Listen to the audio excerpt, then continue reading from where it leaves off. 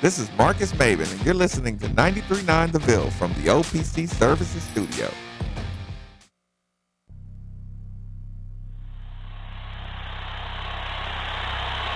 That's his game. They don't get back. Hayward's look at his steal. Here's the steal. 3-on-1. Alley-oop. Oh, my goodness. Marcus Maven. And you certainly are in love with him here in Louisville. Marcus in the open floor. Hops incredible. Here comes Maven off the steal. Oh, my goodness. Get up, get up, get up, get up. Let's get ready for Marcus Maven. You about midway to the midday with Marcus Maven. And you can call in, I lay back and just listen to Marcus Maven. So sit back and relax and watch Maven. Break it down like this. Woo! Broadcasting live from the OPC Pest Services Studio. Time for Middays with Marcus Maven on 93.9 The Ville. Now, here's Marcus Maven and Steve Rummage. Welcome back. It's midday with Marcus Maven. 8150 93.9 is the number, 93.9 is the station, and I know you felt it. You felt that warm air, that perfect heating morning air, and thought, we're here. I can't wait to listen to Steve Rummage in the building, Brian Hall in the booth. It's a good weekend, man. I feel refreshed, feel good, feel ready to go. Indeed. So it was good. Yeah, actually, it's funny.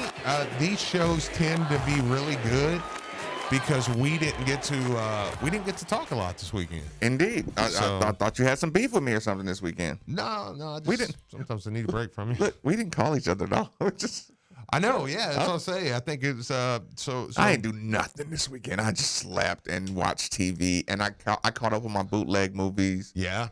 Ugh. Yeah, see, I kind of had a refreshing weekend myself, so today should be good. Yeah, I won't let you get all the way to the weekend before we talk about some other stuff. We've got a big show lined up for you today. Got plenty of basketball talk, plenty of baseball talk, plenty of softball talk, plenty of all-around discussion.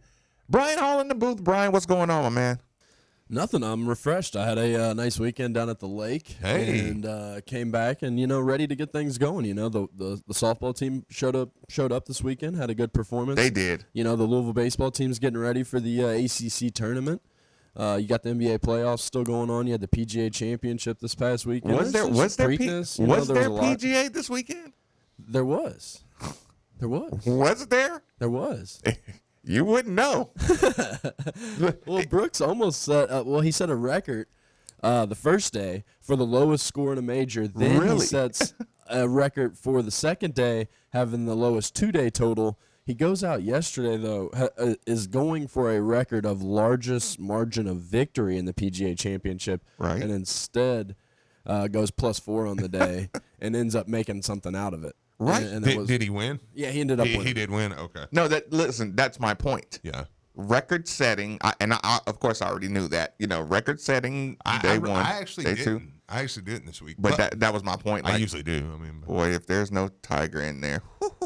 Oh yeah. You don't care. I heard vaguely they were talking about. I think it was maybe Thursday or maybe it was Friday. They were saying he looked like he was out. I was like, okay, I didn't. No, and listen, this is this. But to be fair, I didn't find out the Preakness winner until Sunday morning. Me neither. Listen, between PGA, Preakness, NBA playoffs, and one other big event that went on, just the ratings have been stupid low. Yeah. Like ridiculously low.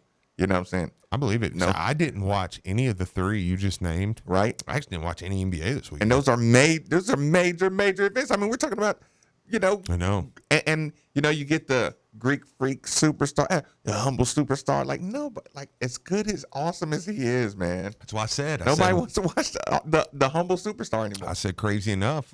Even myself, I found myself kind of like, well, I hope it's Philly and Golden State a couple weeks ago. With some attitude. Well, at least you get those two going back and forth. Yep. It'd be interesting. Yep. Yeah, it's kind of Kawhi. Yeah, he's so good. And the Warriors, they're just gonna win. It's like Yeah, listen, the funnest thing about this is me watching and wondering what Kevin Durant is thinking while your team's out there wasting people. Oh, I think I know what he's thinking. And if I'm Steve Kerr, I'm like, there ain't no way you can throw Kevin Durant back in this mix. Yeah, you do. I mean, you're gonna have to, but you understand what I'm saying? They're setting him out, man. He's just like, dude, I'm out for this series. We're wasting the Blazers, right? Yeah. But listen, all the while, your value to this team, and your resume and reputation. Well, he ain't gonna be there next year. He don't care. You don't think so? No way. That'll be a conversation we'll talk about. Yeah, I said, we definitely have a full slate of conversations. But I said I started to make a tease for today's show.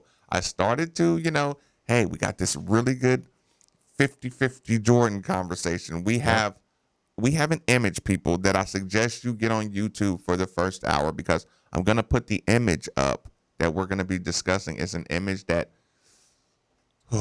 you're gonna get chills when you see it. We got that conversation, but Steve, we got a huge problem. Okay. What perspective allows us to be who we are on radio? What different perspective do we have? You and I both share, and not only do we share the perspective, I try to. People think I'm being passive aggressive, or I'm being snarky about this. Right. But I always want people to know, when I played sports at a very high level, I want to remind people, you would do the same things I was doing if you had this ability, or just even the stuff outside sports. I try to make people who didn't play as the highest level see things like I see them. You know what I'm saying? And try to kind of bridge the gap, right? Yes. Through our former athlete eyes, our former athlete brain, not former, our athlete eyes, and our athlete brains. Oh, we did it since we were kids. And everybody in their life has shot one long distance hook shot and it went in. You know what I'm saying? Sure. Everybody has shot a shot and went in. So everybody knows the feeling of a deep shot and just splash. So we can all relate, right? So our athletic perspective is what separates us from, let's say, people who don't have as athletic perspectives as we. Sure. I like to think that.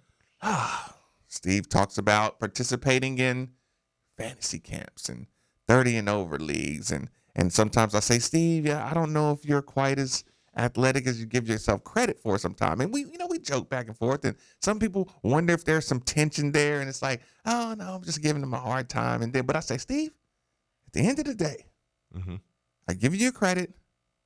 Don't embarrass me. Yeah. Decide when it's time to put the show and your career, post-athlete, ahead of your ego. Yeah. Steve, can you please talk to people about how you put something else before our show? I can't believe you're doing this on the air. Yeah. Oh, no. Oh, yes. This is fair game. I've actually forgot about this. Oh, no, you didn't. Until now. See, now, if you forgot about it, that's even worse. It's even more important that we have this discussion openly. I know. This is terrible. Brian, are you curious? Or you know where he's headed already? No, I'm curious. Okay. Good. Okay. I was just wondering if I got everybody curious. So, and obviously I didn't forget about it because I know exactly what you're talking about. We didn't even talk this morning. Right. All right. So Friday night, we went up to the Reds game. And we had really good seats. Really good seats. We're about 6 rows off the field. When you say we, I need you to paint a clearer picture, Steve. So we have me, my wife. Beautiful Charity Rummage. Yeah. Our baby, Xavier. What is he, 9 months 9 now? months. Yeah. My 10-year-old. 10-year-old who dad is the hero. Yep. Because, he's around that age where dad is hero dad. Yep. And he's in training now. My dad can beat your dad up. Sure. All that good stuff. And then the in-laws. And the judgmental in-laws. Yep. The Kentucky fan in-laws. Yes. Sounds like a nice little squad. It was fun.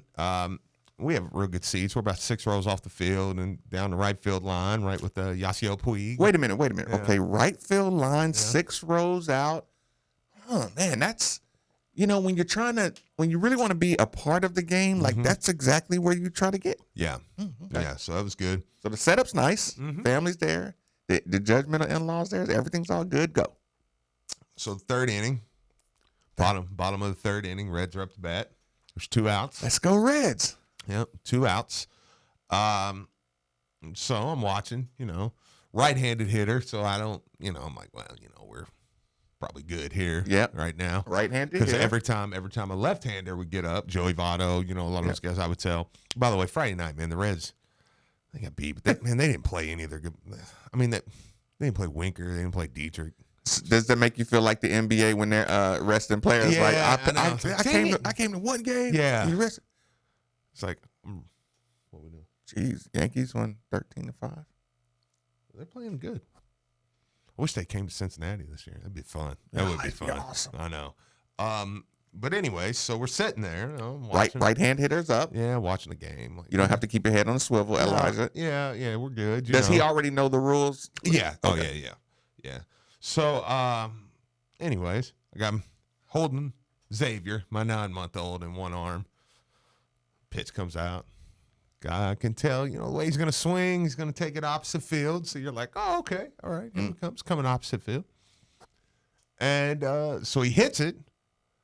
When it gets to about the first base line there, I'm like, again, going back to where you just know, I'm like, okay, this is coming to us. Yeah. This is coming really close. So you picked it up off the bat early. Yeah, and it's like, well, you knew it was coming this way, but when it crossed in the infield, you're like, wait a minute, now this is gonna come right here. This is really so you picked it up. Yeah, so And Elijah sees you pick it up.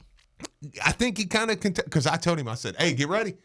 So Okay. So you had enough time to throw out the bat signal. Yeah, so I have my infant son in my hand. Well, it's traveling a little far, so I have the son. So I have to turn around and over the shoulder. Let me just explain. Don't start doing that, Steve. Over my shoulder with my infant son in my hand. The fish is getting bigger. And I have to reach over 2 seats. How tall are you, Steve? About 6'2" 3/4. I've been in that stadium, and that's not a far reach, Steve. Okay. So I have to reach over my shoulder with my infant. Now, diving. I immediately take the risk of, okay, over my shoulder here. Now, like I said, I football. I played tight end, so I mean, that's one thing I can do. I can kind of judge a ball coming over my shoulder, looking over my, So the ball's coming down. I'm like, okay, got my infant son's head. Now, remember, if the ball hits his head, he's not going to be okay. So I'm watching.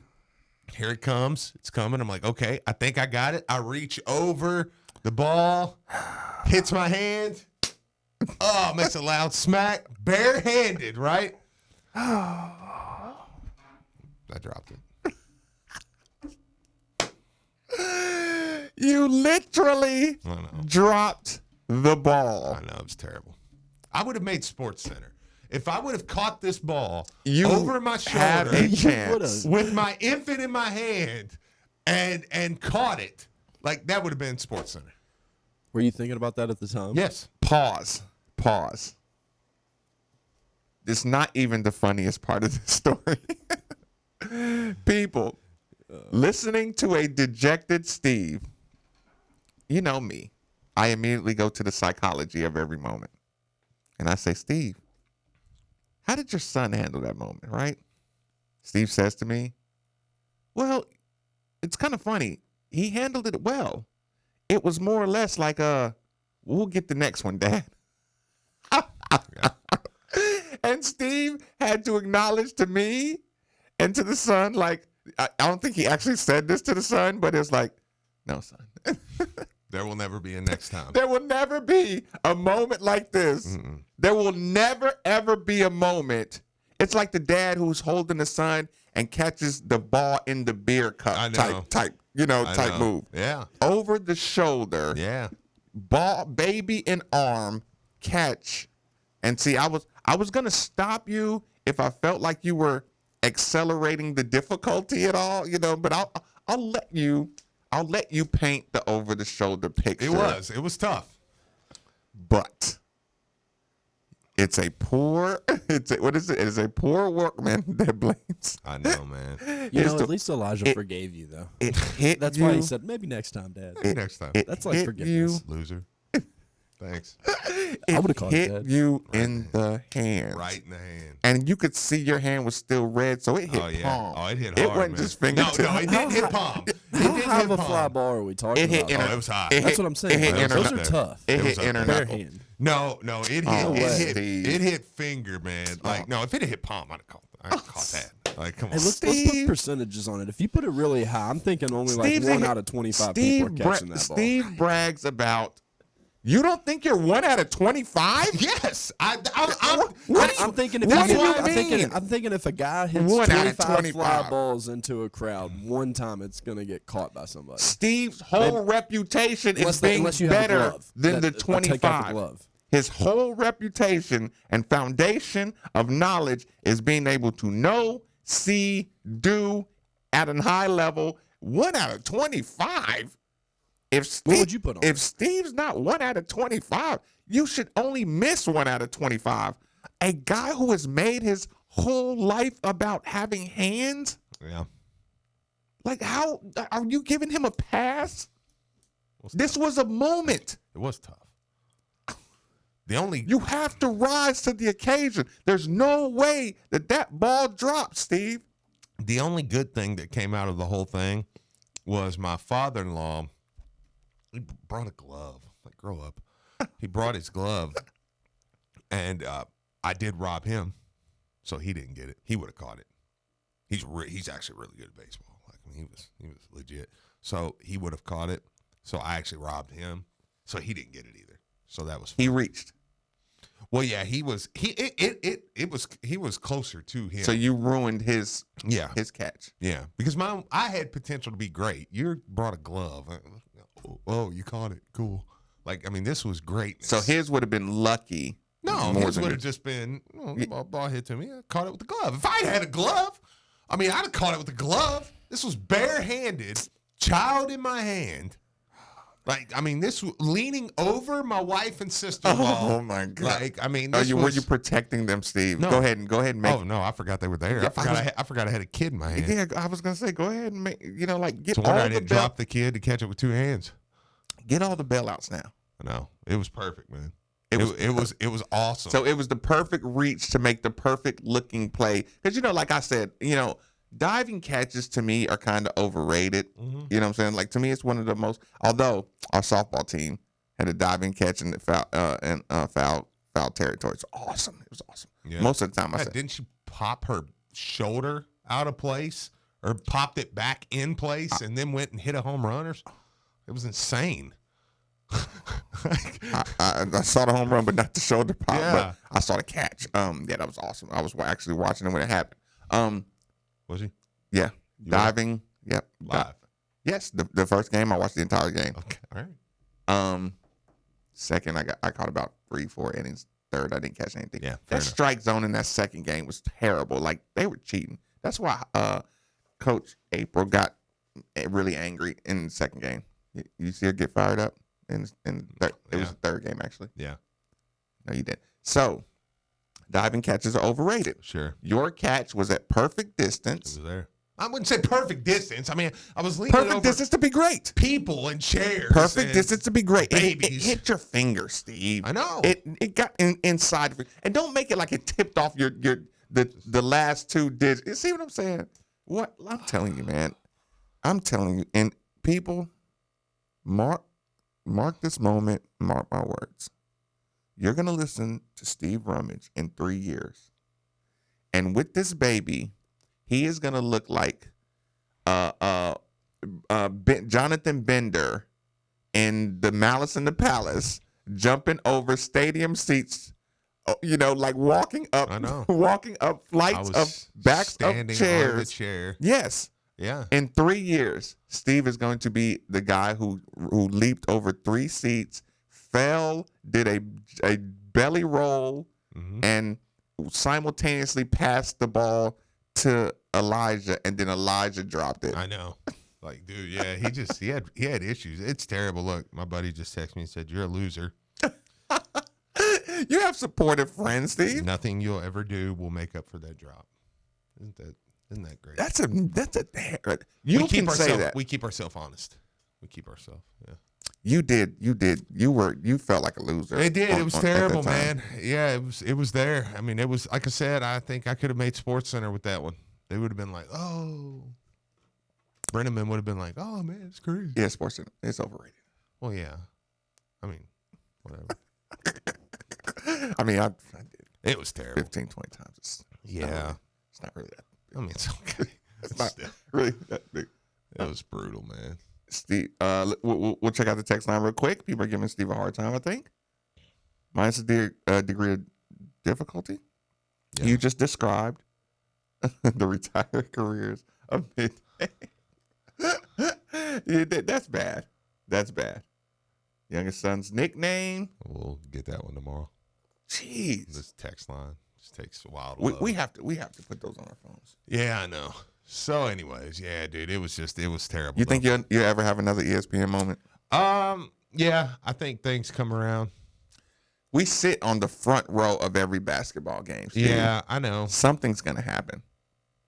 Yeah, I know. Something's gonna happen. Like maybe a basketball is gonna come flying over and you'll catch it, and it'll be one of those like dry basketballs where you got the perfect condensation where you can just like palm it. You know what I'm saying? Like if a ball just flies over to the sideline, it just sticks Like, to your hand. Yeah, and just somebody behind you, just some old lady or some kind of curling up, and you just and I catch just it. grab it. Yeah, Yeah, something. I'm owed something at some Are point. you owed something though, or do you have to find you might No, have to seek out that moment? I probably gotta seek it out, but I think I will. I think I'll get it. Yeah, text her anything to me that's baby's infant. I don't. If they're baby, they're infants. I don't know the difference. Save your ESPN moments for the fantasy experience. Anyhow, good point, man. The Chris Mack fantasy experience. That's a good point. It was terrible though. Speaking of fantasy, I don't know how to make this transition. I hope people are like actually on the YouTube channel because there was an image that made its way onto the internet this weekend, right? And Steve, I believe, sent it to me. So Steve sends me this image. And we talk about, oh, you can't wait till next year. These guys are, right? We're trying to size up these guys and are they really that good and what do they do and all that. And Montrezl Harrell, by the way, is up for Sixth Man of the Year. Yeah. Did anybody know that? Yeah. Did y'all know that Montrezl Harrell is up for NBA Sixth Man of the Year? The funny thing about that is he is and Lou Williams is. It's almost like, well, maybe your starting lineup's not where it should be. Right? You got two guys on the same team up for Sixth Man of the Year. Which is amazing. Yeah. Yeah. Okay, so here's the thing, people. If you're on the YouTube channel, which I don't know why you wouldn't be, you can listen to the regular radio simultaneously. But here's the thing. Aiden Agahan,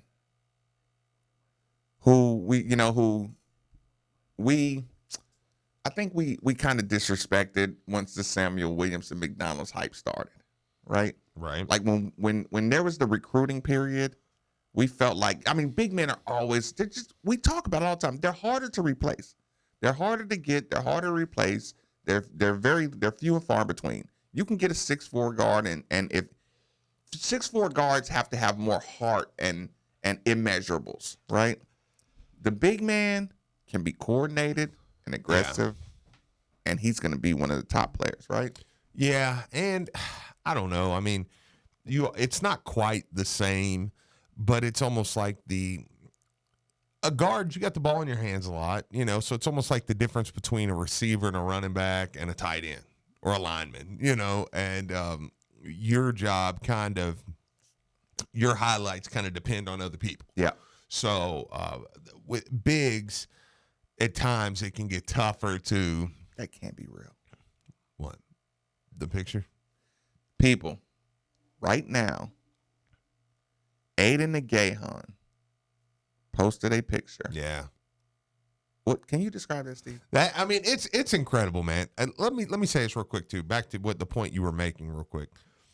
When Aiden committed, he was the crown jewel of the class. He was the soul stone. The fifth element. Yeah, he was the guy that we got that we were like, okay, this is where we're at now. The pictures were him, and it was like Aiden and the crew. Aiden Nagahan made it like it wasn't a lucky relationship thing with Mac. Yeah. We thought, okay, Mac, you get Nickelberry. Maybe you're in on him at Xavier. Maybe you got a good relationship with him.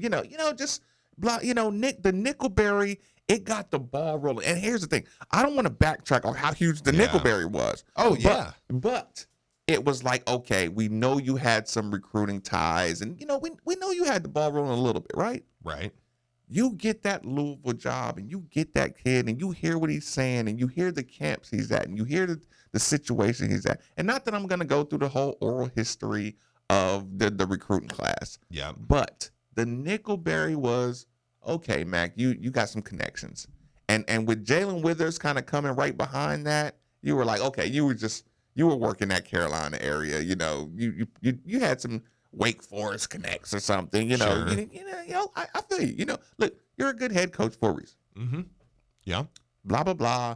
You get some other guys, and you get David Johnson's kind of comfortable and all that. The Aiden Nagahan, you were recruiting. Mm-hmm.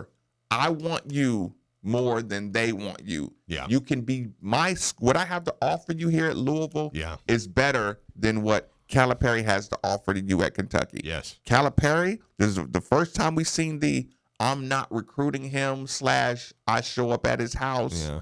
I don't want him, but I'm going to take a full staff trip to his house. A full staff trip and to the his picture house. got out. Yeah, you're right. Oh. Right, but I'm not recruiting him. Yeah. Right? That was the first time you saw a torpedo right across the bow. Yeah. Stop, slow down. This one's mine. You know what I'm saying?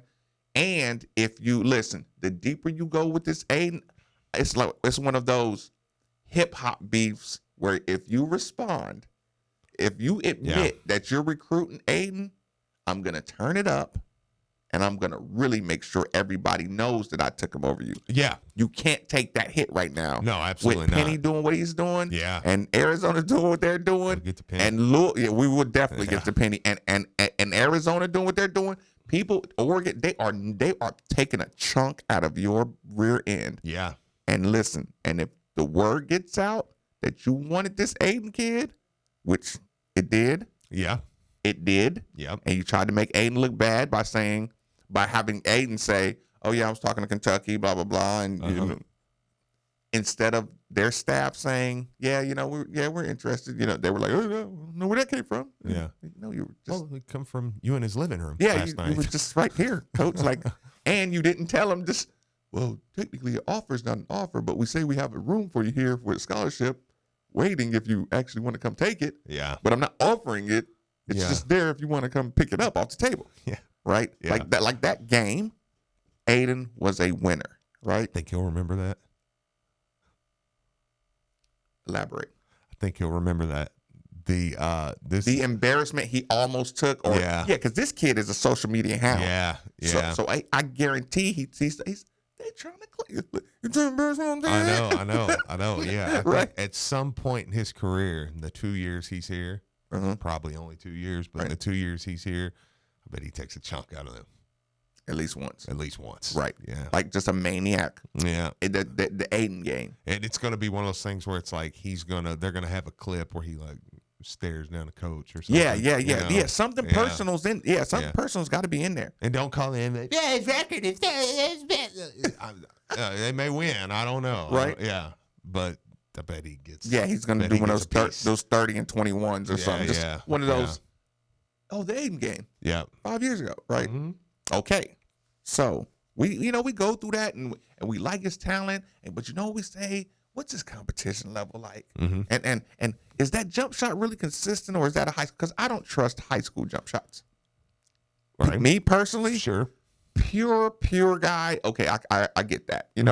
Guy that's just you can tell who's just stupid. Yeah. You know what I'm saying? And you can tell which guys are getting. We talked about with BJ King. When you went back and looked at it, BJ King had all the time in the world to shoot anything over anybody because he was the tallest. Yeah. But you can tell a pure shooter. But outside of that, I don't trust Aiden Nagahan sizing somebody up and raising over. No, but what I do trust is the way he attacks the rim. That's where I'm going. Yeah. I don't, when we're talking about judging, when people say, "Oh, and he got a jump shot," I'll say, slow down on a jump shot. Yeah. Okay. Oh, he can bully like this. Slow down with the full bullying, but let's acknowledge he has a motor. Mm-hmm. Those things are transferable. Sure. The motor, the aggression level, and the athleticism. Absolutely. Which brings us to this point. This image, Steve. Yeah. Are you gonna continue to describe it? Please? I can. This is an image. If you see on the YouTube, we are made for the Ville. We have it up right now. You'll probably find it in Twitter, different things. That's terrible. Text or tweet I just got. This is Aiden, and it looks like in the manner in which he's jumping. Thanks, Chris. And his level or kind of the straightness of his body, he probably didn't take more than 2 steps. Yeah, because it would be difficult to recreate the verticality of his body. Good job, Steve. Yeah, I think so. That's a good. I appreciate that. I think you're a former athlete or something by the way you acknowledge that. Or catch a baseball. Or saw that. Yeah. Right. So, and his mouth, yes, in kiss form, yes, is on the rim. Repeat. His mouth is so close that I see this and I say, stop doing that. Yeah. You're going to lose your front teeth showing off. Yeah. Stop showing off, Abe. Actually, I see the picture and his mouth. No, and people, it's not a lot. This is not and here's the thing. There's people standing. There's 70 people standing around the court. Oh, yeah. There's 70 people. Like, we're going to watch this with our own 2 eyes up close, right? Now, here's the thing. Me and Steve have debated is he really jumping high or is he just cocking it back and dunking hard? Right. Like, I lose. Mm-hmm. You win, I lose. Mm-hmm. You're saying he's got it. Mm-hmm. And you ever seen those people who can windmill dunk, but they're just good at the trick? Yeah. But they're not really getting up there. You know what I'm saying? He's kissing, literally kissing the rim. And people have to realize his hands are down by his side. Yeah. So when your hands are going up in the air, that's 2, 3 extra feet. Yeah. So we're talking about, like, you don't realize how high that is. Here's the funny thing then. Steve, you got to catch the ball, man. I know, that was so brutal. Everybody have fun because Steve has to catch that ball. So here's the problem. I go to the picture right on Instagram, and immediately here was the. You want to know what the first response was? Tick Rogers.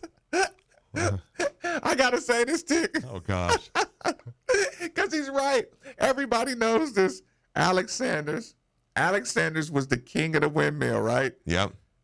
I swear to God, he wasn't barely 6 got it inches. over. He wasn't 6 inches, but he used to do it so strong it would like pull down the front of the rim. Yep. One time he actually got hung doing that because those balls get a little grippy sometimes, and it would get gripped in the inside of the rim and come back out. But yeah, Alex Sanders was the king of the windmill, but got getting it over the rim. Yeah. Or he would pull the rim down. Sorry about that. That is funny. The first response was Josh Nickelberry. He says, "I can do that easy." Wait, what? Josh Nickelberry, first response on the picture. His response to Aiden Nagahan. I can do that easy. I've seen him jump really high a few times. He can jump really high. He can't do that. Aiden replied, "We know." Samuel, the second. Those are the first, second, and third replies to this tweet. Samuel in the Converse. Well, very tough. In the Converse. That means this athleticism is transferable back to the days of the University of Louisville and the Duncan Cardinal Bird. And everybody knows if you wore the Converse at the University of Louisville, if you can do it in those, imagine when we get these Kobe's. Yeah. Yeah. Well, my vertical went up 3 to 6 inches. Yeah, so that was good. And then the other one was Jalen Withers, who said head check. So he was actually being a little more respectful. The other two were just kind of like, yeah, whatever. Right? Right. Did you see Aiden's comment about what he posted? The comment. I didn't. Something to the effect of I may have it close by. If you sent it to me, then I should have it. Okay. Something to the effect of when he posted this. Oh, here. There it is, Steve. Can't wait to start catching freaky blank at Louisville men's basketball. So high school kid says, I can't wait to start doing this down in Louisville. Hey, Louisville, make sure y'all looking at this too. Yeah. Go ahead and retweet this. Yeah. Yeah. Let all them know up in Louisville that I'm going to be catching some stupid alley-oops. Is Bam Adebayo level? I think that's a solid comparison for him. I think more so even than I think immediately we go to the Trez. So what's the difference between Trez and Bam? Trez, here's the difference. I think that, I know it's going to sound weird. Trez's game, I don't even know how to say this because I don't want to say it, and then that's going to sound, and then I'm going to feel like blasphemous. Fire away. You've talked about these people enough to have credibility enough. Because I love Trez. Yeah, to say what you want. Yeah, but Bam would attack the rim like violently. Like Bam would catch honest when he started. Yeah, when he started. At first he yeah. wasn't. At first it was, why don't y'all get Bam? To go do that every time. Right, and there was a little bit. Now Trez, don't get me wrong. Like Trez, this is I know. It's where it's tough to explain because then immediately people's going to be like, oh, well, here's a highlight of all Trez's dunks. Yeah, and they're amazing. And yes, Florida State, yeah, and like Trez would catch an alley oop, and he would, and if somebody was there, and that's fine. But like to catch the ball and a 7'1" guy be behind you, and you're just like, oh, head fake, oh, it didn't work. All right, over top of you, like, well, that worked. Was something like we held that against Honest though more than Bam. Well, yeah, sure, but even in the league, do you see in the league like now Trez is? I will say this: Trez has gotten a little bit better in the league, where like he gets underneath and he's just like, dude, I'm going up. Yeah. But like the way Bam will come down the lane and he'll catch an oop, and it's just like you see, like you know what I mean, like it. Bam's probably just a little more naturally coordinated than Trez. Yeah, Trez is athletic, but Bam was coordinated. Yeah, he's very coordinated. When Trez came in, you watched his film and you were like, man, I don't think he can do anything but dunk, but I'll take him. Somebody, my friend Brittany pointed this out. Somebody post that picture, right? And what do you say to the guy who says, "Is all he can do is dunk"? Yeah. Okay. like ticking time bomb. Yeah. Me. Yeah. When somebody says, "Is all you can do is dunk." Yeah. Like how many people have just obliterated us? Oh, sure. With just dunking. You win championships with guys who only want to dunk. Right. We did. Yeah. Right? Yeah. That's when you win championships. And he can shoot free throws. Yeah. Well, the difference, though, I think that's the difference. I think Aiden doesn't look silly playing outside the rim area. You know what I'm saying? Like when he gets outside of the I don't know. paint, That might be high school still. Well, it could be. Yeah. Oh, no, it totally could be. But I watched Trez's film. He did look silly when he was outside, outside the paint. Yeah, in high school. And Rick held firm to that. Yeah. So much so that Rick's reputation took a hit about like no matter how many people he developed, and by the time Trez was here, it turned into Rick can't develop big guys. Oh yeah. But if Rick is telling you, just stay at the basket. Yeah. Make everything happen around back. But your agent or the outside world is telling you need to work on your. See, guy who says is all he can do is dunk. That's the guy who ruins your career. Yeah, absolutely. That's the guy who gets you thinking about 10 other things that you dunk and shoot free throws. Yeah. Get better at finishing around the basket. Get more court awareness around the basket. Well, and the thing even Trez learned, again, you come back to Trez. I mean, he had, as far as his junior And year. Trez did come back. He did. And he come back. And Trez did come back. And what did he do when he come back? He showed that he can hit jumpers. He showed that he could shoot the three by that time. And here's the problem, though. He went to the NBA, and they're like, yeah, don't do any of that. Right. You probably, think about it. You probably dropped more spots. Yeah. By trying to shoot three-pointers and jump shots and handle the ball away from the basket and those clumsy-looking turnovers you got on the handoff move. You know, that extra dribble. You know what I'm saying? Like. Oh, yeah. Yeah, good call. Of course, Bam, like, it's almost like Texter says the difference between Trez and Bam. Trez has a ring.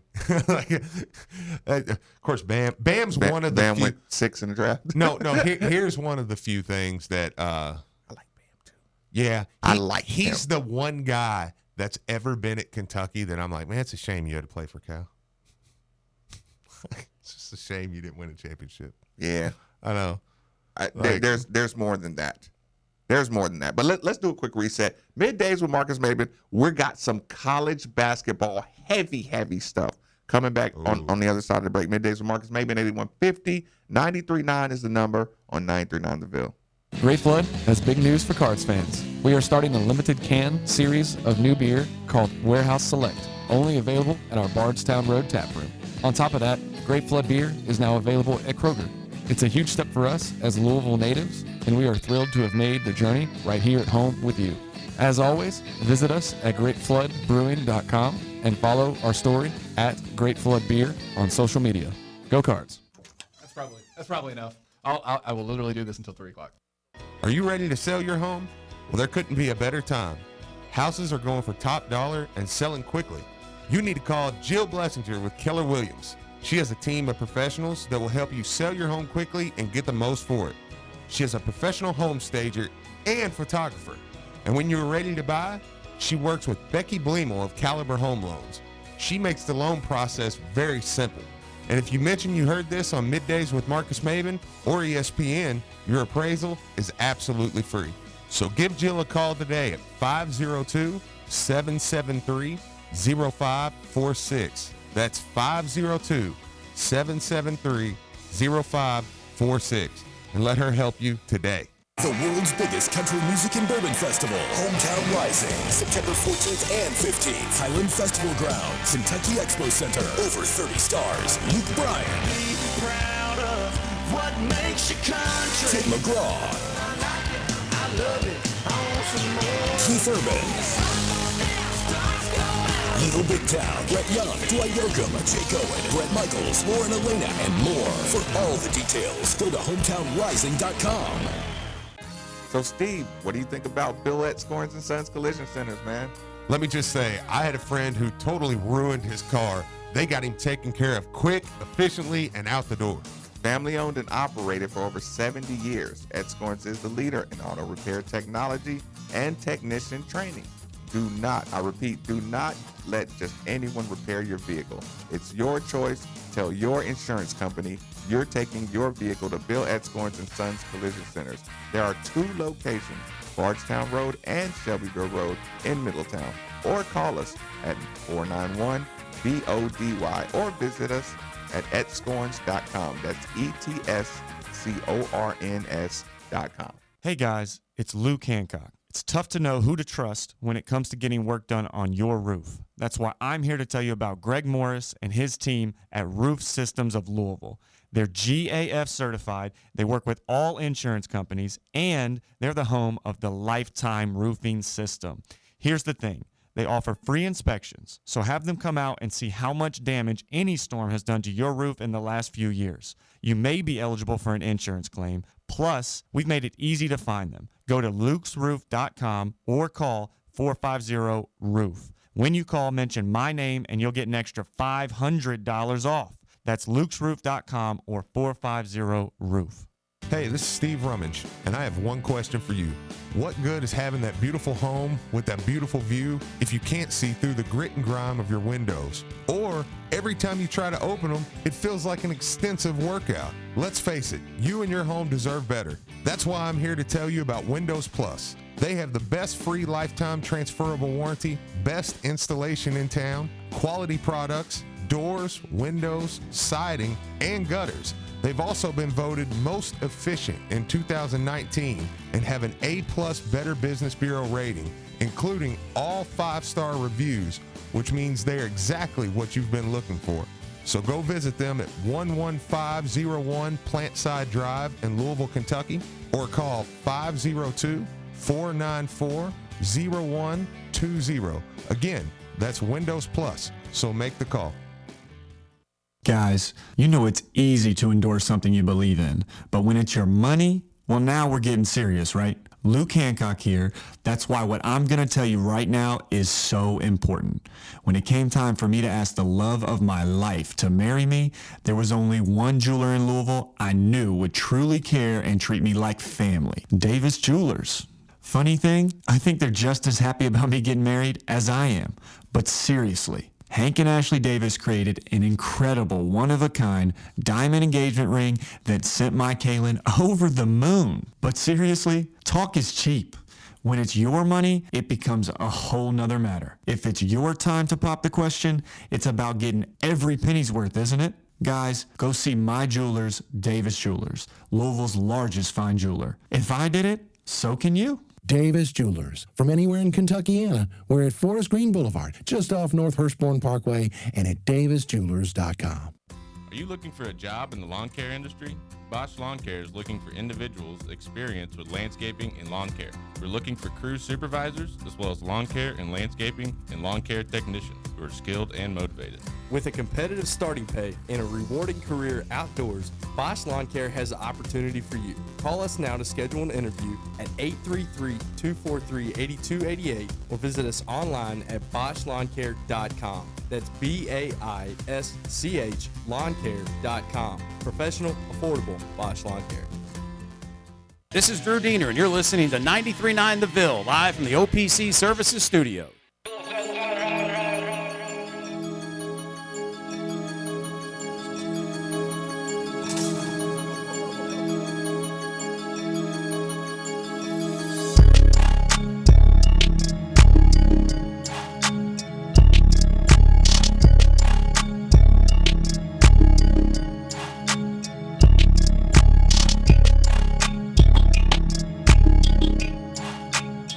Middays with Marcus Maben on 93.9 The Ville is broadcasting live from the OPC Pest Services Studio.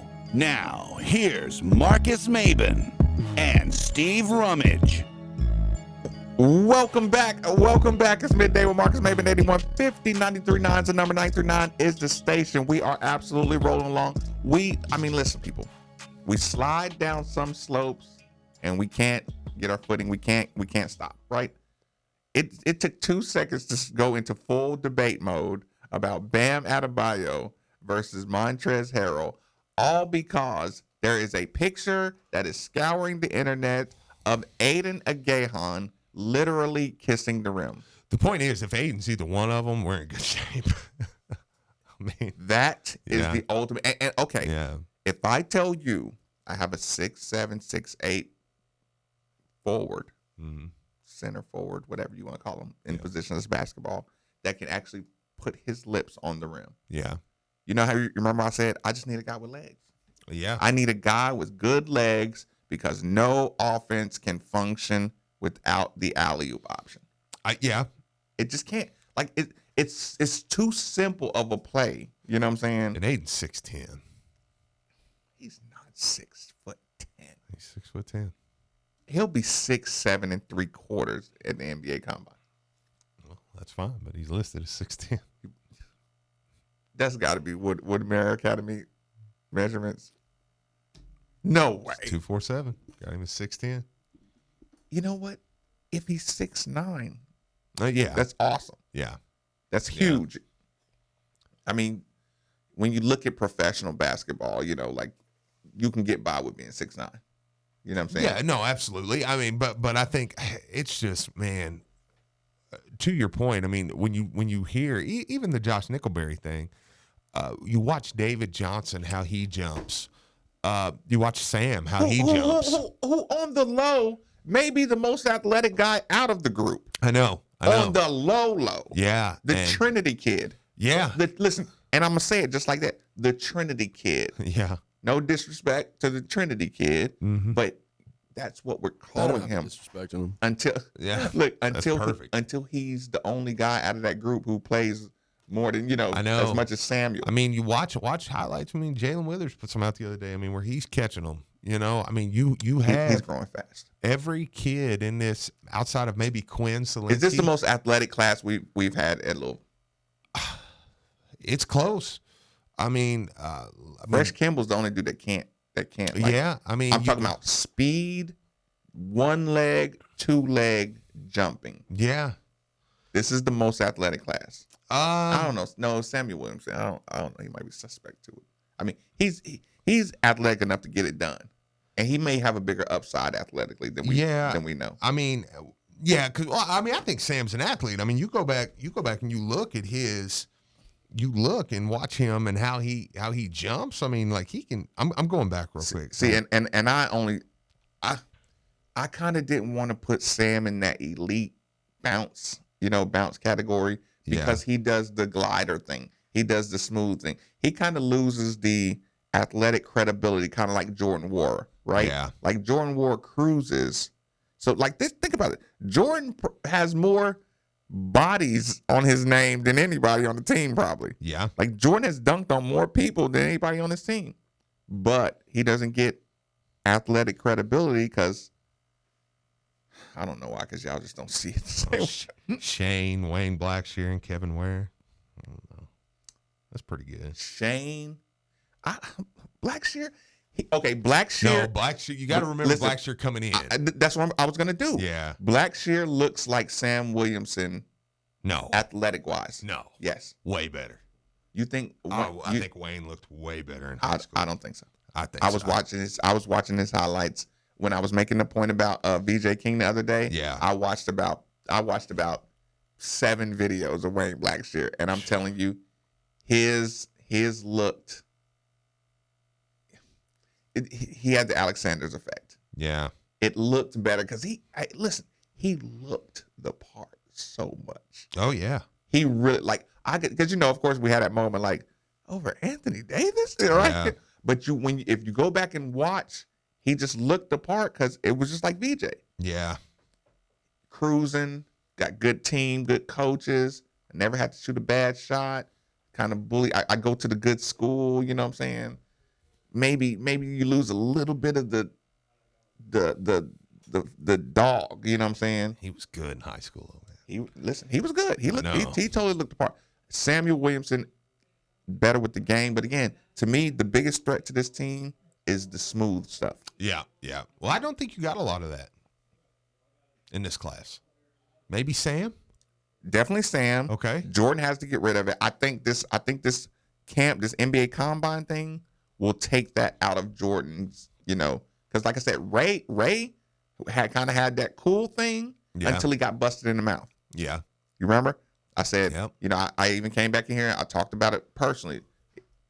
Guys that get popped in the lip a little bit, start playing all angry, and you don't want to talk to them. Right. But you don't want to say it's okay. You don't want to say bad shot. Yeah. Ray played agitated. Jordan may come back agitated. Yeah. which I'm okay with. You know what I'm saying? No, absolutely. And that agitation will lean over. Like, I don't want Jordan and Samuel Williamson on the same like, I would pit bull them, right? Like, keep them in two different. I don't like you. You don't like me. You know what I'm saying? Yeah. But by the time you get to tournament time, I respect you enough to dribble to the basket and look for you. Right. You know what I'm saying? Do you think that that's the biggest battle next year? Yeah, absolutely. Wait, ask the question. Okay. Ask a full question.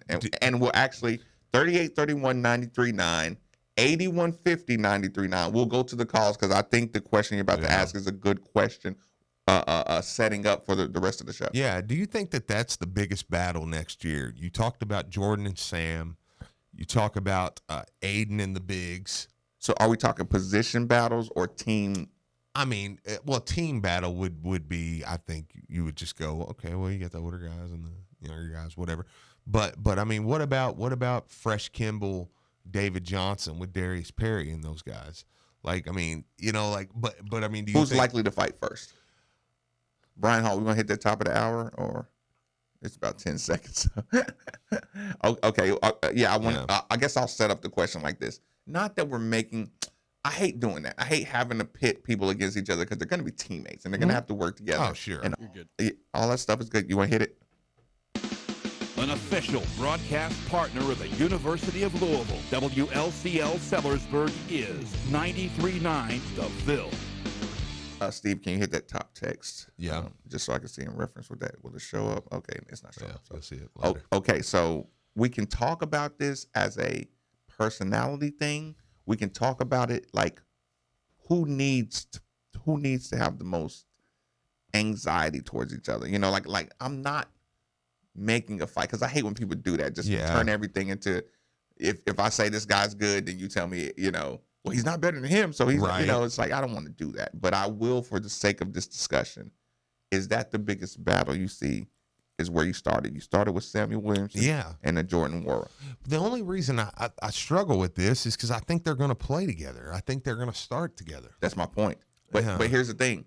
I think this is with depth, you don't have to put them on the same team together. Sure. And what I mean by that is there's different coaching strategies, different coaching styles. Yeah.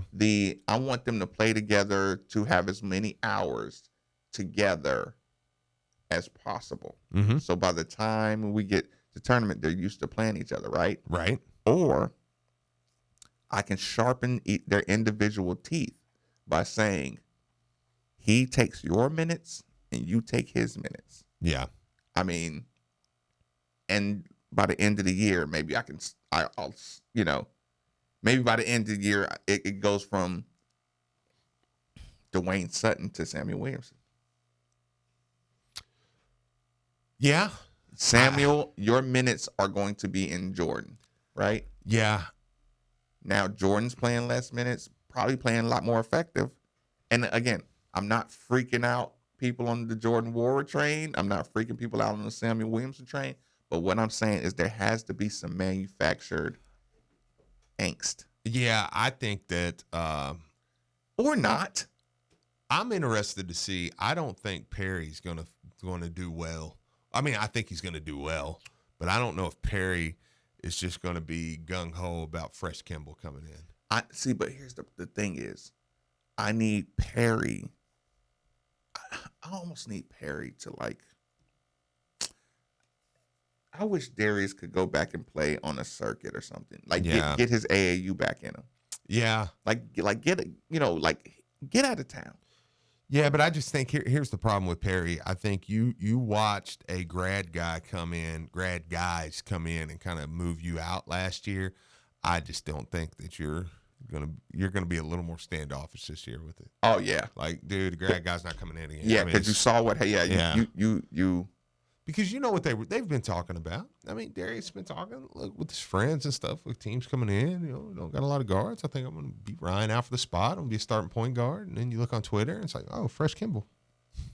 Fresh Kimball is the starter already. I mean, people. That was the attitude. I mean, that's been our attitude. Yeah. I mean, we've even just been like, well, you know, Fresh Kimball's probably going to start. But this is our attitude on the response of we thought Darius was going to have a better year last year. Absolutely. So is that like kind of is that an indictment on how good Cunningham was, or Darius not I think excelling? last year was a little bit of both. I mean, I think that was because Darius had a shot to start. Darius started for part of the year. Yeah, he was playing. Yeah, Michigan State, he's getting in the lane. But again, I really do think the style of Christian Cunningham was just more fitting for this team. Yeah. And Darius got behind the 8 ball, and his personality is so extreme. Yeah. You know, his athlete personality is so extreme that it just wasn't a good mixture. Right. Yeah, no, I mean, and that's fair. I think that I think it's going to be an interesting dynamic, man. And it's going to start. The reason we're talking about this today, but he's too good to just keep on the bench the whole time. Like, nobody. I don't think we have a lot of guys that's just going to set the bench. But I mean, the reason this is relevant today is, I mean, you know, a lot of the players, some of us tweeted out, you know, they'll be. I think Sam said, you know, different ones they'll be here on. Some of them are coming out on the 29th. So I mean, it's the 20th. So it's the 20th, people. You have 9 days. 9 days. And these guys people are going to start showing up. They're going to be hitting the campus. In 9 days. Yeah. Where am I going to be? Well, I'm going to be in Pigeon Forge. I'm going to be in Mac's office.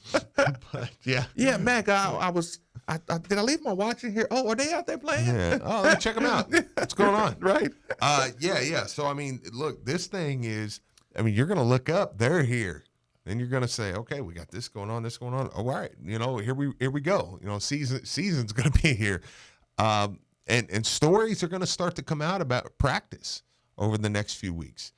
We'll get them in here for about a month, and then we'll get Mac on here to give us an update. It's going to suck. It's going to suck seeing them in person and not being able to talk about it.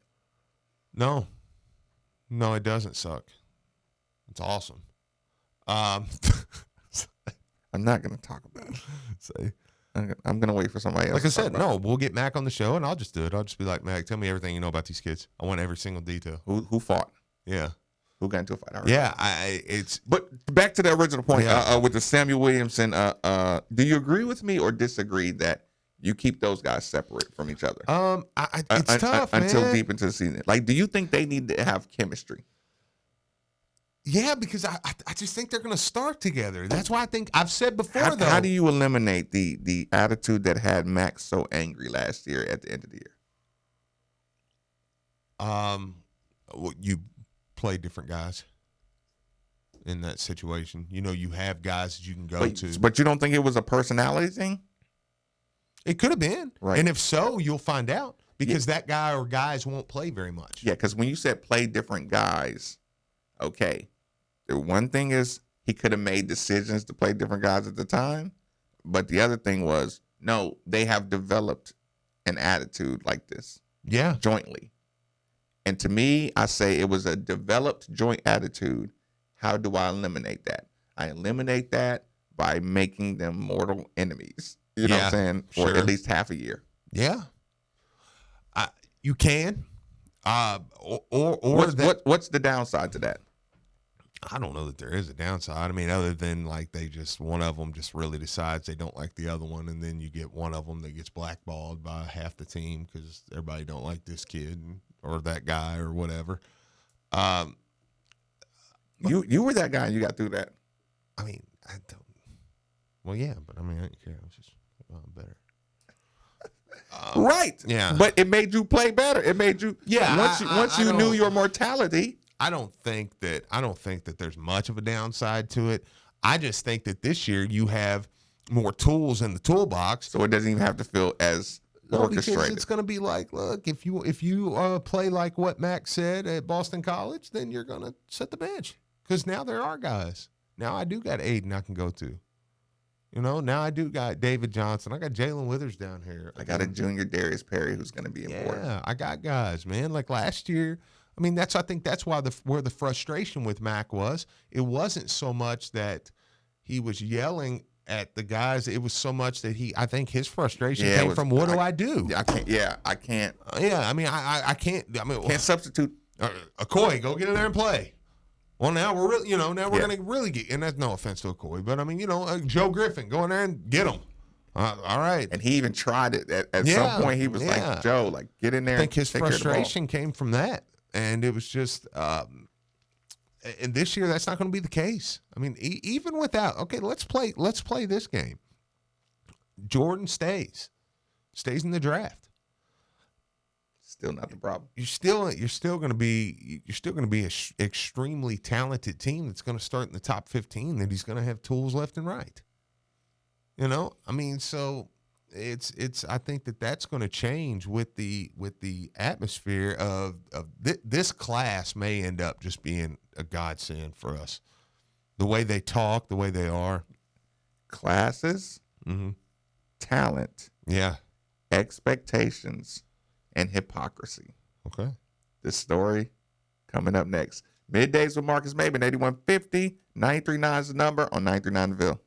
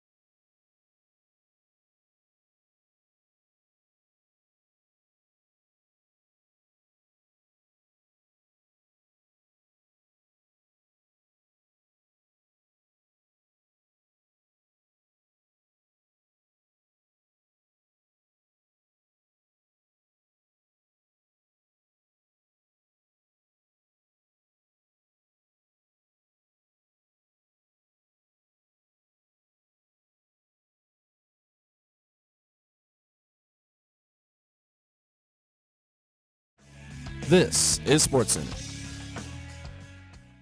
Have you been in a car wreck? Insurance companies can be really tough to deal with on your own. I'm Sam Aguiar, and our team is here to help. We have been fortunate enough to represent thousands of people from Kentucky communities, and we would love to speak with you about your potential case. Our team loves what we do. The consultation for you is free, and we don't charge you anything unless we win the case for you. So come be a part of our team. Let's do 1 minute because I got to get another commercial in. 8888 502-888-8888. You know, anyone can deliver a box of groceries.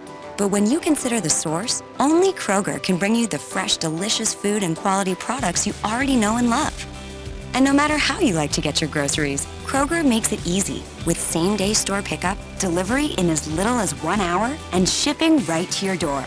So go ahead, check out while you're chillin'. Shop online with the Kroger app or at Kroger.com today. At Woodbridge Winery, our philosophy is life is measured in moments, make the most of them. That's what guides us every day. Robert Mondavi founded Woodbridge in 1979 to make light, smooth, easy drinking wines that bring people together. Great California wines made for everyday enjoyment. They're delicious on their own or with a variety of foods. And with 13 bright, fruit-forward flavors, there's a Woodbridge wine to share with everyone at your table. Woodbridge by Robert Mondavi, making moments worth sharing for over 30 years. Please enjoy our wines responsibly. Woodbridge Winery at Campbell, California. This is Drew Diener, and you're listening to 93.9 The Ville, live from the OPC Services Studio.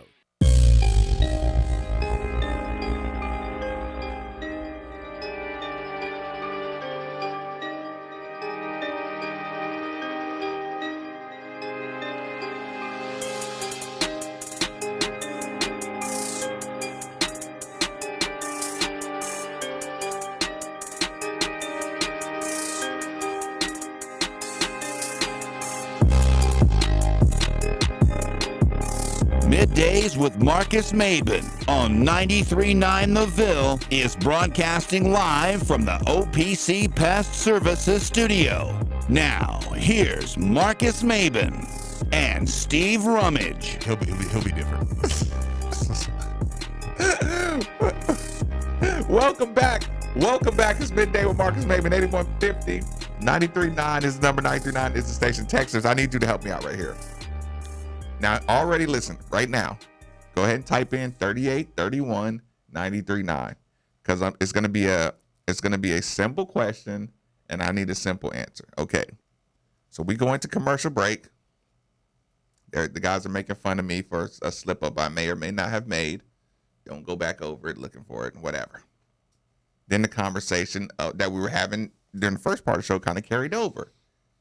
Who fights first? Now, I made sure I make the disclaimer, like I'm not making a radio show about guys getting into a fight. But we have to admit there has to be necessary tension to make players tougher. You know, like I said, Coach Mack said there was a little too much kumbaya last year. But again, this is extenuating circumstances with a team that's been through as much as they have. And don't give me the self-inflicted stuff because this is not the team that inflicted the damage, period. So we go out there and we say, who fights first? We're asking the bullpen. Mark Ennis, he went with Malik and Aiden. Yeah. Malik and Aiden. I say Darius and Fresh Kimball. Texter says Darius and Coach Mack, which is a funny one, too. That is funny. Okay. So there's the fight conversation. And there's the starting conversation. And the starting conversation came in from a texter, so don't blame it on me. Yeah. The question, maybe it came in from the YouTube channel. Is Malik, it was a simple question. Is Malik, Brian Hall, right now, is Malik Williams a starter against Miami? Yes. So. That's pretty easy. Your statement, I made it, right? Steve backed me down really quick. Steve, we'll replay it again. Look, they heard. Well, no, it's too late. It's too late. No, I mean, I'm not changing. We'll go with that one. I was just gonna explain. No. Let Steve take your because Brian, I did the same thing you did, right? And I wanted naturally to Steve to answer you like he answered me. Yes, Malik is a starter day one. Steve, how did you respond to me immediately? I said, no, I don't know. And then you said, we act like Stevie Enoch is not awesome. Yeah, I think Steve. Brian, he bit my head off with that one. Yeah. Look, as soon as I said Malik, he said, you act like Stephen Enoch is not awesome. I know. Like Enoch dominated at times. I just think that if Steve comes back, you get a different Steve. I think he's going to be different, man. He's going to have a different mindset. I mean, and like again, I mean, he was awesome last year. I mean, he played well. Text, can you put that? Is Malik Williams a starter? Can you put that on a poll question? Just a yes or no, Twitter. Is Malik Williams a starter game 1 against Miami? You can click on that as well. Okay.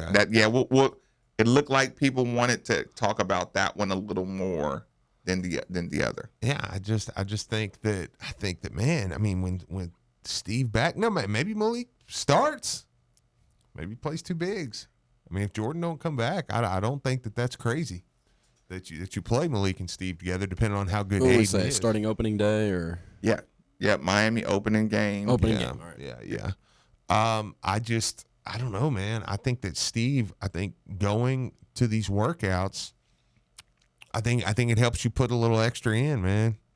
Like I told you. Chris says Darius and Fresh get dusty first. Yeah, I think that's where I settle on. Well, the text that just came in a minute ago is good because you're going to learn a little bit about Mac too. We have not saw a team yet where Mac had freshmen. Just pure freshmen. How does he trust freshmen? That's something we're going to learn because under Rick, we always knew. We could have brought this class in under Rick, and we're like, maybe one of y'all. Out of 4 guys, one of y'all might see the floor, and one of you might pull emergency duty. Yeah. I mean, how does Mac?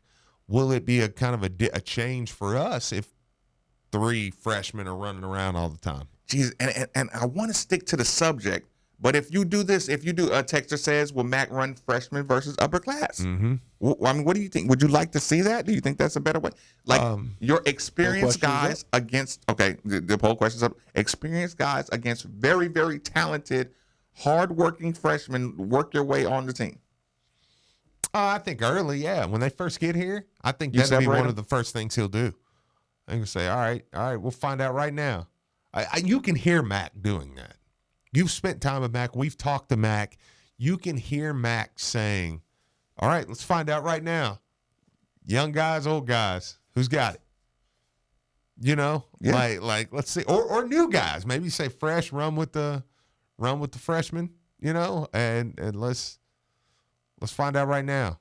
He may not do that just to separate. Put fresh with the freshmen. Mm-hmm. And put Darius with the OGs is the best way to find out who your starting point guard is. Yeah, and just let them run. I gave you Enoch. If I'm the coach and I look at Darius and say, if I give you Jordan and Malik and Enoch, you know what I'm saying, and those guys. Yeah. You know, if I give you that squad and these freshmen take it to you with Kimball. I know, man. You're going to be playing with the freshmen. Yeah, no, or no, you go ahead and don't waste your time even running a fall semester. No, that can't be a conversation. I think you can. I don't trust. I'm not going to trust any other freshman point guard, with my championship hopes. We'll see. Well, I don't think you have to. You think Fresh Kimball's a whole year? I mean, yeah, I think you gotta play. You're gonna have to have a Darius. I agree. You have to have Darius on that but team. if you go out there and get wasted in that, you're like, dude, maybe it's just not. Not for you. I'd be mad at you, but no, I'm not. I think that. Geez, you are sink or swim with Darius at this point. Well, yeah, I know, because I've watched him for 2 years, and at some point, I think you need him. Well, we'll see. I need Darius. If Darius to play, I don't need Darius to put his head in his jersey and sit on the sideline. I mean, yeah. Well, we're not saying. Listen, if Fresh Kimball's better than Darius Perry, it doesn't mean Darius Perry's not going to be an important part of the team. Okay, last year, why was he not an important part of the team? Because you had Quan Ford, because you had and Cunningham. The worst thing you could possibly do right now is argue, well, last year you had the roster that made it. Well, what's he going to do this year? He's going to get better. Well, that's the hope. Who makes the biggest jump, Enoch or Darius Perry? Well, the hope would be Darius. You need. You're saying you need, Enoch was pretty dang good. You need a bigger jump out of Darius. Yeah. I mean, if Enoch makes a massive jump and he's an All-American, you're probably going to win the championship. Darius, does he realize that he got a lot riding on this? Yeah, I hope so. I hope so. Malik starts in game one. You still think Enoch is just a starter? I mean, see, I just think Malik's a little more cleaner with the ball handling. His defensive assignments are a lot more aggressive. You know what I'm saying? Yeah. Like, just like he just seems like he gets a lot more. No. Last year, see this is where But you're you're going right. to learn. Like Enoch has a chance to go to the NBA. Like if you come back, you should force Mac to have to go 2 bigs. I think so. Yeah, I think that's what you want, especially like I said, if Jordan don't come back. Sutton, Texter's asking about Sutton. What are they saying? Y'all feel like Sutton won't be in the starting lineup? I think it's hit or miss. I think it just depends. I think he is. I think he will early. I Yeah. think Miami game 1. Yeah, I do. I could see a scenario where he moves, but he may not. He may not all year. Is Kimball the only? See, right now, if you had to ask me to make a lineup, I probably would just go all returning players. And Kimball. I go Kimball. I go Sutton. I go Jordan. I go Malik. I go Enoch. Yeah, probably. I mean, I would like that. I think that would be because that would be for me the lineup I would like to see. Yeah, I mean, those are guys that I trust. But I can't go to Miami. You know what I'm saying? With freshmen that don't know how this works. But Aiden has to be first man in. Well, he has to be good enough to allow you to do it. You know, you have to trust Aiden enough to allow you to play Malik and Steve. When Aiden comes in, he's gonna whichever guy's not beating the boards up. Right. Aiden can come in and or if we start the game and Malik picks up 2. Yeah. Boom. You're like, well, now what do you do? If you don't trust Aiden, now you're kind of like, oh God, Steve, don't foul. You know, and then you're like, oh God, here we go again. You know, because I think that was a big issue last year. I do think that the big issue last year was a lot of guys. It was almost like I don't think there's not a scenario that Aiden can't give you. Can't give you the 8 minutes to get you out of this half. I 1,000% agree with you. Like Aiden would have to be really behind the 8 ball for you to, you know, or God forbid. Yeah. Yeah. You know, the thing during the summer, test. you know, where you're like, okay, well, gotta wait, you know, so, yeah, I don't know. But yeah, the perfect lineup for me would be what you just said. Start fresh, start Sutton, start Jordan, start Malik and Steve. And if Jordan leaves, at that point it would be who Sam, Darius, and David Johnson. You know, figure it out between you 3. If you know, I almost think if Jordan left. I hate saying this because you got a McDonald's All-American sitting right there. Mm-hmm. But some type of way, I think that I said his name 20 times a day, and David Johnson. Mm-hmm. I think that David Johnson is more like game 1 ready. What do you say to the texter right there? What do you say to fans, somebody who says, look, that Minnesota game and how they finished the year, I'm sorry, but I need an infusion of fresh talent in this team? I say fair enough. Mm-hmm. I say fair enough, but I say Coach Davenport said the worst thing that happens to me is I know I'm better than the other 2 guards. You know what I'm saying? Yeah. It wasn't that harsh. It wasn't exactly like that, but it was kind of like it hurts you. You know what I'm saying? When the guys behind you are not playing well. Here's what I say to that. I say to that, what would have happened if Minnesota were rolled to town the night Michigan State did instead of Michigan State? The game we beat Michigan State. You would have beat the fire out of Minnesota. I thought you were going to cuss right there. I know. I was thinking about it. Should have. Oh, yeah, okay. What's your point to that? The point is that was when you had this team where they could stay fresh. Yes. They would work a Minnesota. Yep. I think we remember Minnesota Louisville playing, and I don't disagree with the texter. I mean, that's an obvious thing. But you remember that was a team. Yeah, that was a rattle. That was a Louisville team. I think that you can go back and I feel like, and they may sit, Dwayne Sutton and some guys may sit right here and say, no, Steve, you're wrong, and that's fine. But I think I can go back to film and I can say that's not the same guy as that. Okay, something's a deal here. We're talking about a Minnesota game where Jordan literally got benched at the end of the game, where Mac was like, dude, get out, just sit down. I'll play somebody else. Yeah, like you're looking for your offense to get going. Yeah. And this is like putting us in. Yeah, and we by can't the way, make a comeback. they hit another 3. Because I know you say, I know it's easy to say, well, they're just a crappy shooting team, but by the time a team hits 4, 5, 6 threes, now they're not. Yeah, I don't care what they've been all year. That's not the team. They're not today. And that was an issue. But I just think that this team, fresh, I think the starting lineup you're talking about, now think of that team playing in March. Now you've got the young guys playing. But that starting lineup right there with Dave Johnson, or your original. Well, I was Jordan? saying with Jordan, Okay. but yeah. I mean, but David Johnson, that would be another like conversation. I said, the idea of Samuel Williamson really getting to nibble at Jordan. You know what I'm saying? Like really. You know what I'm saying? But here's the thing, and I'll say this about Jordan, I'll say this about Enoch. Malik Williams, you made the joke before we came back air. Yeah. Malik Williams is just going to truck Aiden day one. No, I said Steve. I think you said Malik, but you may have meant Steve. Okay. Okay, if you said Steve. Yeah. Steve is just going to truck Aiden game Yeah. one.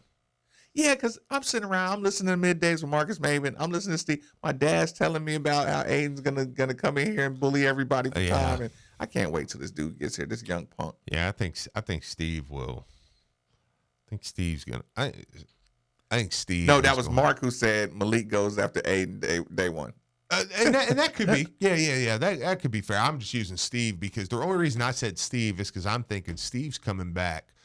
Steve's working out for the NBA. He's finding out I'm not there, but I'm close.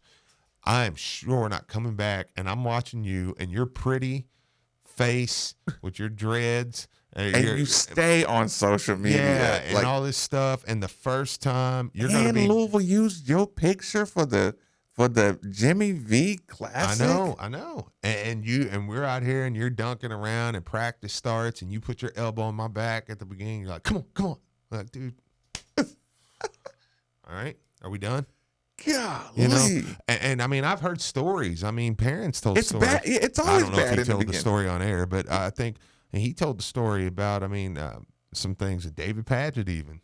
Where it's like David was the new guy on the team, and David's big and he's a good looking dude and this and that. And trucking you. And he'd come through and David would throw an elbow here and that. And it was like, all right, dude, that's it.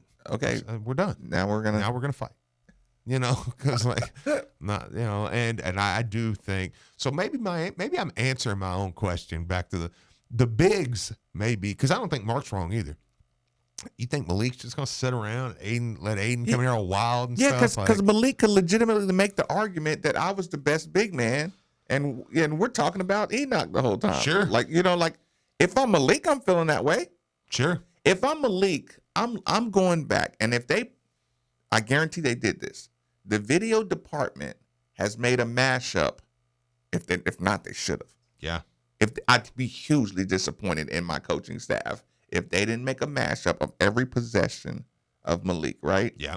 And say, look, man, you have so much opportunity to get buckets. Yeah. And you still got buckets all day long. You know what I'm saying? Like, you still had good numbers. You still, look how effective you can be if you catch this ball. Yeah.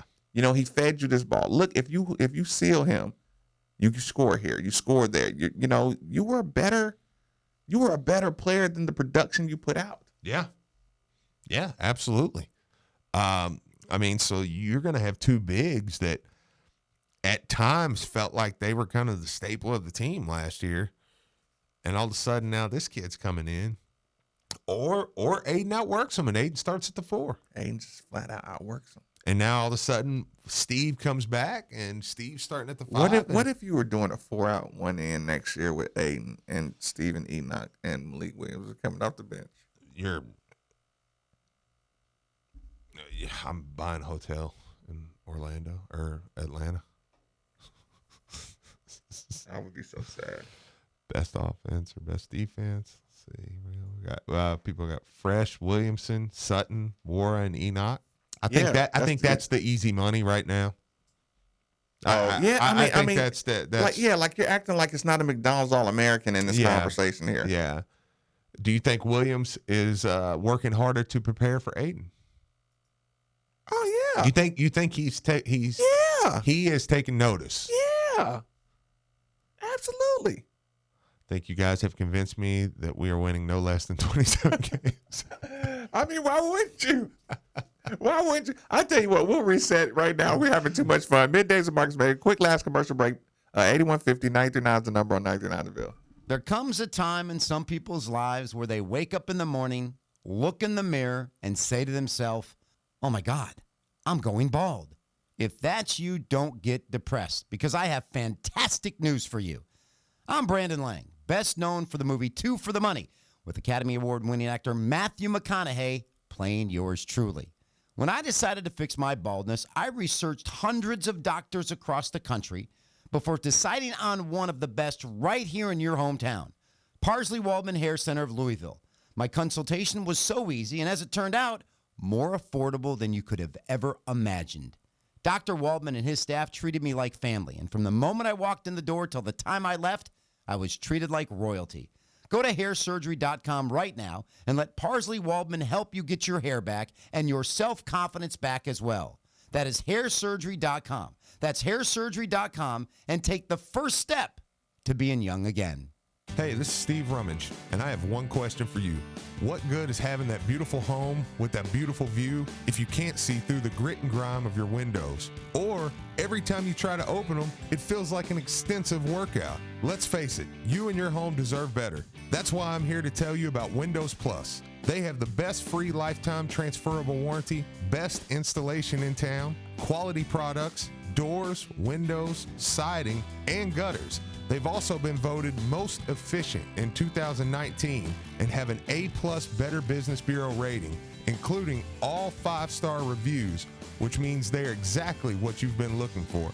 So go visit them at 11501 Plantside Drive in Louisville, Kentucky, or call 502-494-0120. Again, that's Windows Plus, so make the call.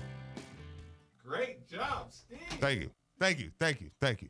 With UPS, future you graduates from Metro College with zero debt. How? As a package handler, you'll have a great job while you attend Metro College, and 100% of your tuition will be covered. Future you goes further than you imagine. Find out what you'll become at UPS. We are ESPN Louisville, your home for the college football playoff, NFL, the Final Four, and best sports talk. Download the ESPN Louisville app today. Delivered by UPS Jobs Kentucky. So, Steve, what do you think about Bill at Scorns and Sons Collision Centers, man? Let me just say, I had a friend who totally ruined his car. They got him taken care of quick, efficiently, and out the door. Family owned and operated for over 70 years, Ed Scorns is the leader in auto repair technology and technician training. Do not, I repeat, what's up? Let just anyone repair your vehicle. I can't hear you. Tell your one sec. You're taking your vehicle to Bill at Scorns and Sons Collision Centers. There are 2 locations, Bardstown Road and Shelbyville Road in Middletown. Or call us at 491-BODY or visit us at etscorns.com. That's ETSCORNS.com. Hey guys, golfing season is back, and what better way to celebrate than with a round at Wooded View Golf Course in Clarksville. Located just minutes from downtown Louisville off Veterans Parkway and I-65, Wooded View Golf Course is convenient and affordable. Wooded View also features a pro shop, lounge, and an outdoor patio to relax for before and after your round. Schedule your tee time today at woodedviewgc.com. Again, that's woodedviewgc.com. Are you ready to sell your home? Well, there couldn't be a better time. Houses are going for top dollar and selling quickly. You need to call Jill Blessinger with Keller Williams. She has a team of professionals that will help you sell your home quickly and get the most for it. She is a professional home stager and photographer. And when you're ready to buy, she works with Becky Bleemel of Caliber Home Loans. She makes the loan process very simple. And if you mention you heard this on Middays with Marcus Maven or ESPN, your appraisal is absolutely free. So give Jill a call today at 502-773-0546. That's 502-773-0546. And let her help you today. It's been 55 years. The Beatles! And it still makes you say... Join the Wave 3 News Abbey Road on the River Memorial Day weekend. May 23rd through 27th at beautiful Big Four Station Park in downtown Jeffersonville with 60 bands on 8 stages and all new food selections. Over 200 concerts in one Beatles-inspired weekend featuring the All Together Now concert presented by Wacky Radio. Starring the Buckinghams, the Grassroots, and the Cowsills. Give me a hit with hand. Plus, Peter Asher and Jeremy Clyde teamed up together as Peter and Jeremy. Use promo code WAVE3Beatles at AROTR.com to get $15 off all single-day tickets. Buy now, and they come with a free 21 and under admission. Get your tickets to ride to Wave 3 News, Abbey Road on the River, just across the river from downtown Louisville. Brought to you by News and Tribune, the Radisson Hotel, Rent-A-Tent, Budweiser, Gretsch Guitars, Crossley, Buckheads, PG Reed, Clark Memorial Hospital, and Southern Indiana Tourism. Hey guys, this is not another male enhancement commercial. I'm here to tell you where to get the most delicious wings in Louisville. I'm talking about Wing Zone. I'm talking about 17 amazing flavors delivered right to your door. Wingzone.com. You got it. An official broadcast partner of the University of Louisville, WLCL Sellersburg is 93.9 The Ville.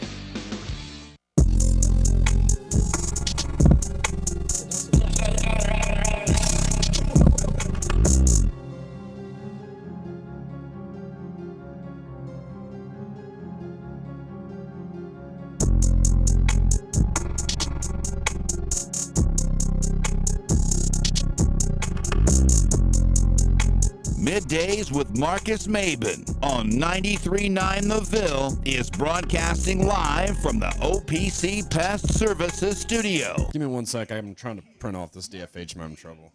And Steve Rummage.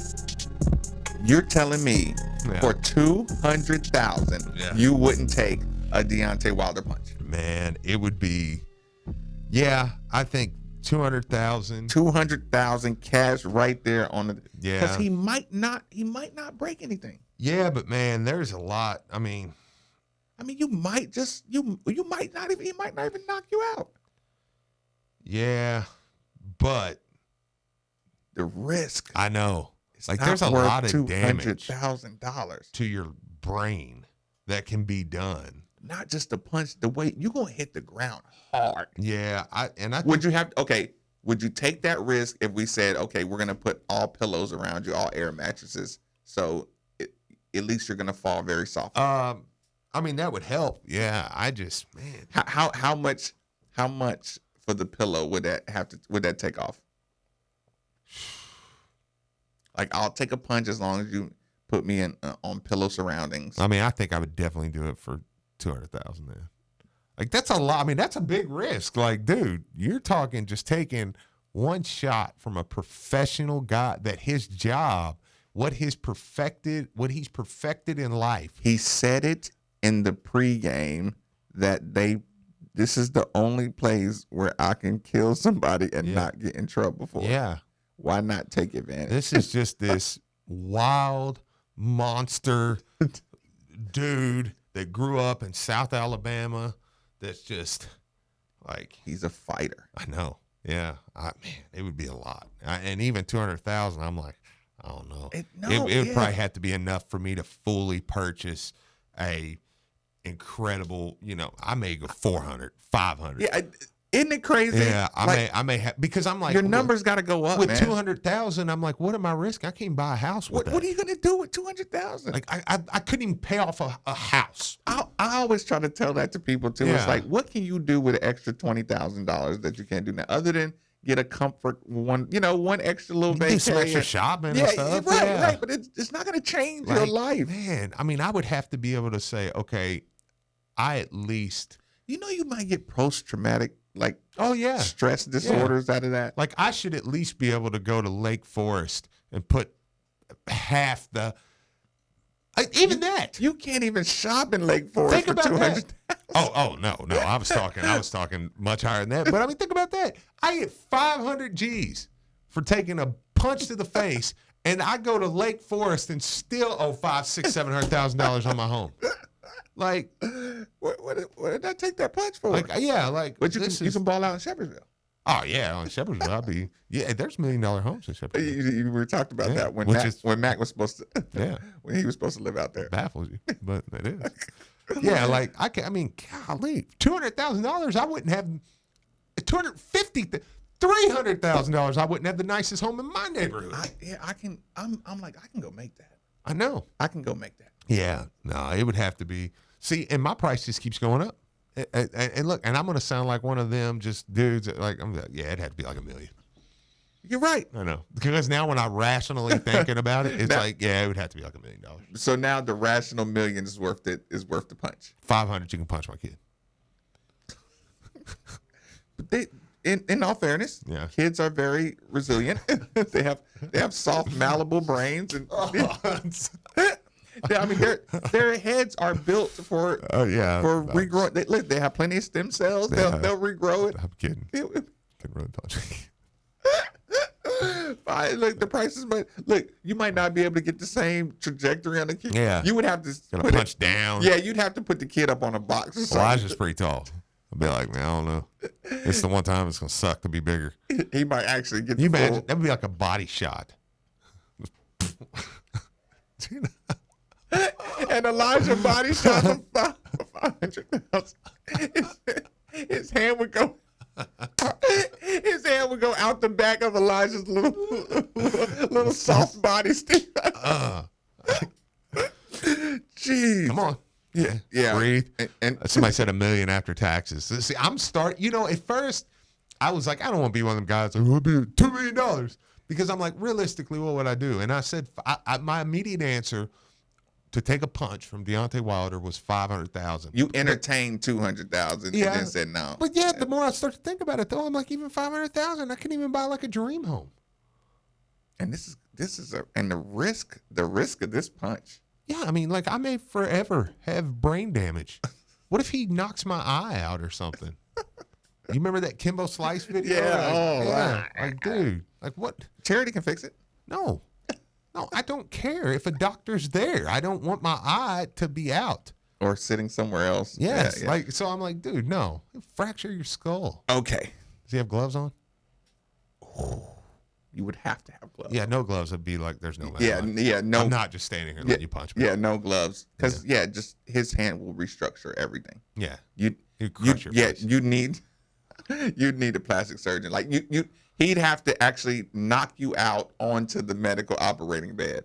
So before the swelling hits, like we'd have to freeze your face and keep it from swelling, so we can get the bones reset. Tyson Fury got up pretty quick. It's in your email. I can't print it. That's fine. Okay. It's a big deal. He got, when he hit Tyson Fury a couple months ago, he just kind of like, after he was knocked out, he's like, oh, I'm up. Look, okay, I'm ready to start the fight. Yeah. They're like, yeah, dude. Yeah, it's over.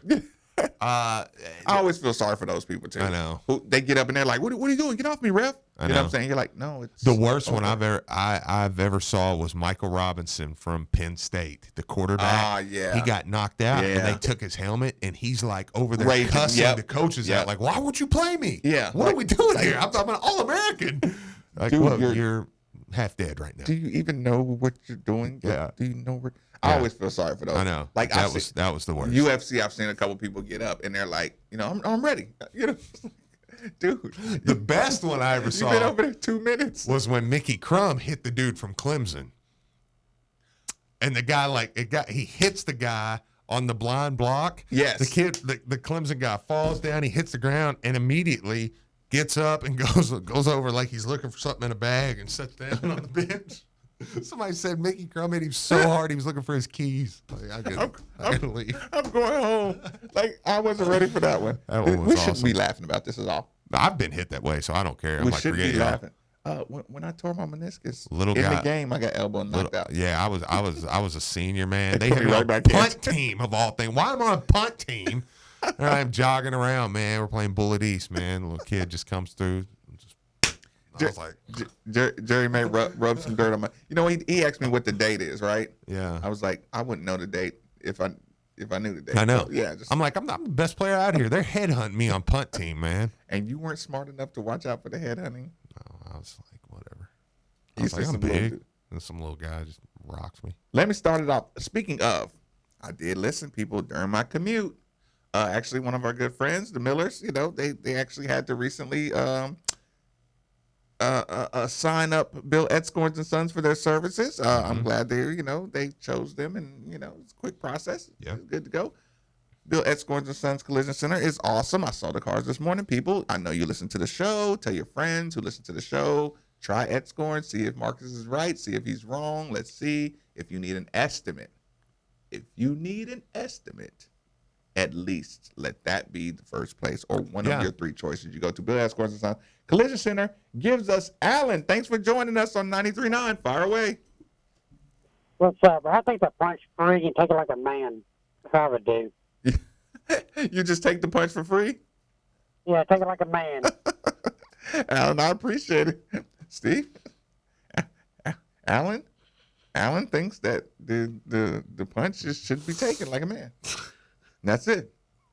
That may be my favorite call. Alan just ever. wanted you to know that I take my punches like a man. That may have been my favorite call. I think you should take like a man. I can't. I don't even want to laugh right now because I'm scared that my laughter wouldn't be appropriate for how awesome that call was. I can tolerate it. I just take it like a man. Yeah. I call Wilder right now. Yeah, have him meet us up there at Cardinaltown. Like, why I'll are we, let him punch me right now. Why are we talking about money? I know. Like, I think people, I can't believe we went this far off this route. And here's the thing. We're sitting here, and we were supposed to talk about the landscape.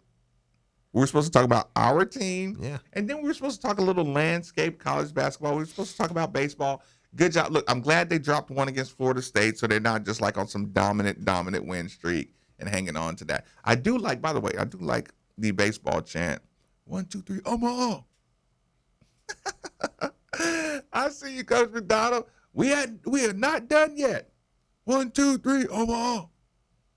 It's awesome. I like that. But we were gonna give another shout out to the softball team. Like I said, hadn't made the tournament since 2012. Coach's first year. Good job. Yep. Great job. But here's the thing. We've been secretly, Steve, watching with our popcorn. Everyone, keep an eye on your Kentucky versus Memphis chat rooms, right? Because it's getting nasty. And now these Memphis fans are starting to feel themselves, right? Here's the thing. I was gonna transition into this conversation by doing this, saying, isn't it fun, Steve? Isn't it fun to talk about David Johnson's and having all these guys listed in the top 100 or the outskirts of the top 100, and guys number 13 in the country and guys number 26 in the country and coming in and who they're competing with, like having a full team and a full recruiting class of really good players, wondering who's going to do what, just recruiting world, right? Right. Like for the years we had to just say Rick was a project guy. Like, I mean, he gets his studs too, but he gets a lot of projects. Sure. So think about how much fun Memphis is having, right? Yeah. Think about how much fun Kentucky's not having, that they're starting to get bitey with Memphis, right? Right. And over the weekend, I saw a little, article, or not just one article. I've been witnessing a lot of, well, he got some talent. He better win. Yeah. Mm-hmm. Yeah. Say what? Like, really? Yeah. Like I really said. And then you know what else I heard? Jerry Stackhouse, You got some talent. You better win. Jerry Stackhouse is at his first year at Vanderbilt. He signed Kenyon Martin Jr. And Scottie Pippen Jr. Penny, would you say the Penny experiment has been a success? Yeah, I think so. I mean, He's done exactly what you brought him in as. Well, coach yeah, to do. because you knew last year was just see what's going on. You know, you got some excitement back into the program, some stuff there, and then this year you've got the #1 recruiting class in the country. Yeah, I'd say so. Right. So, how? Put it this way: are your antennas up on how he gets treated with his recruiting class? Especially because it's so near and dear to our hearts to watch somebody with the top recruiting class every year have KCD Day. Yeah, I mean, I'll be watching.